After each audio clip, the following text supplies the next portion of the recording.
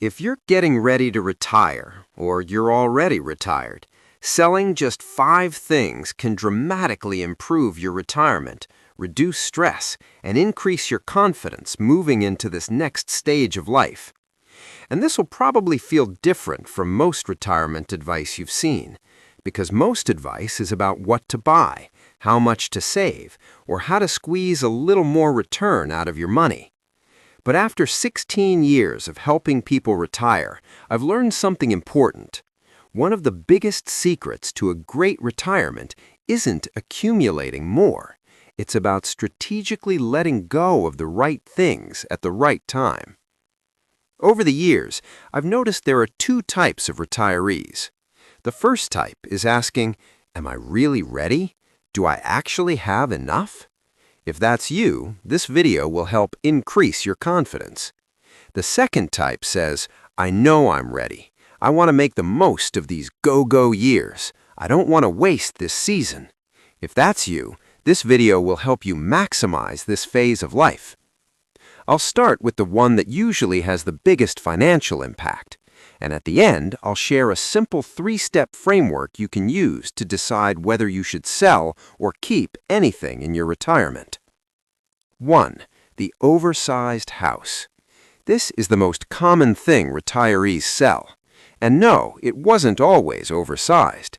It was the perfect house when you had 3, 4, maybe 5 people living there. But now the kids are gone. I had clients who raised 5 kids in their home, all independent, all moved out. They loved their neighborhood, walking distance to downtown, close to a beautiful park, but they hated one thing: cold Illinois winters. They'd always talked about being snowbirds. So here's what they did. They sold their oversized house, used the equity to buy a small condo in the same location for summers, and spent winters in a warmer climate. They never regretted it.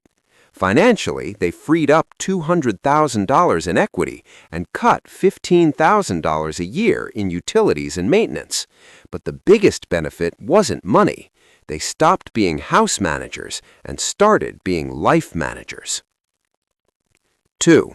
Financially supporting adult children at the expense of your retirement. This one makes people uncomfortable, and I get it. It goes against every parental instinct you have. But here's the hard truth.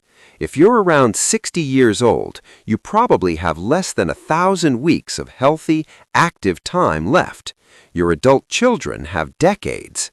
I had clients who delayed retirement by 3 years to help their daughter buy a home. A generous decision, but costly. Those were 3 prime retirement years they'll never get back.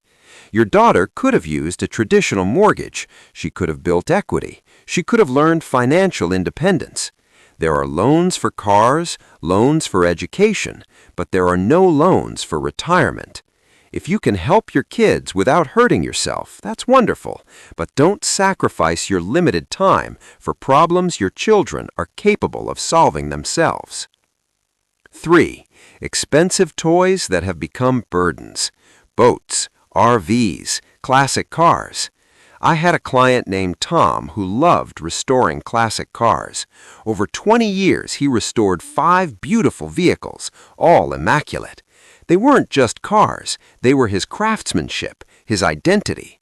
But in retirement, those cars cost him over $12,000 a year in storage, insurance, maintenance, and registration, and he drove them maybe 6 times a year.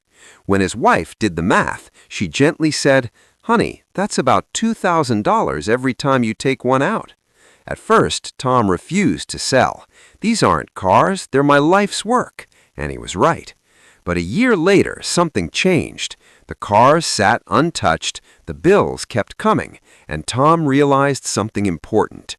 He was holding on to who he used to be, not who he was becoming. So he kept his favorite, his first restoration, and sold the other 4. The result?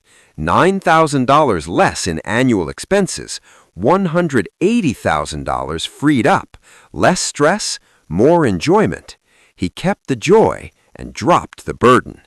Sometimes keeping everything prevents you from enjoying anything. Quick pause. If this is helpful so far, tap the like button, and in the comments, share something you let go of that made retirement better. Those stories help others more than you realize.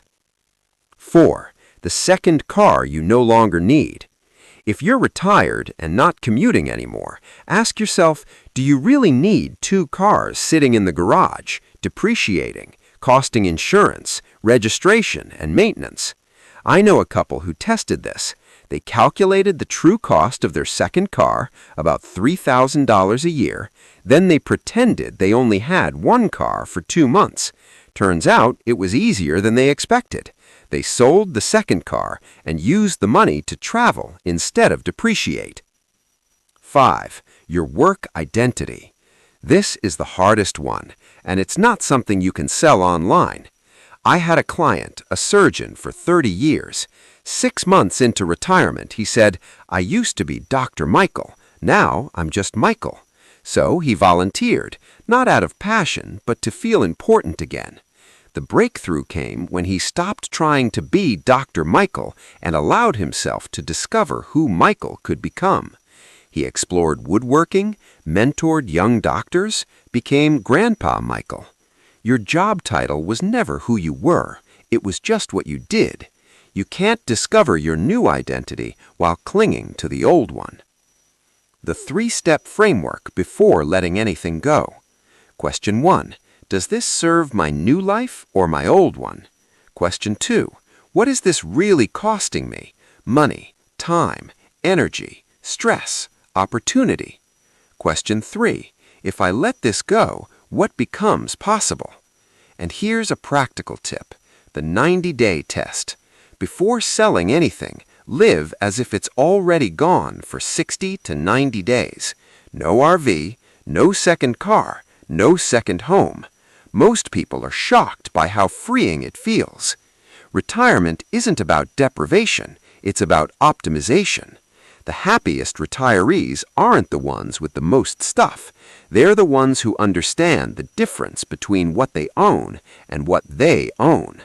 If this video helped, give it a like so others can find it, and check out the next video to make your retirement even better. Take care.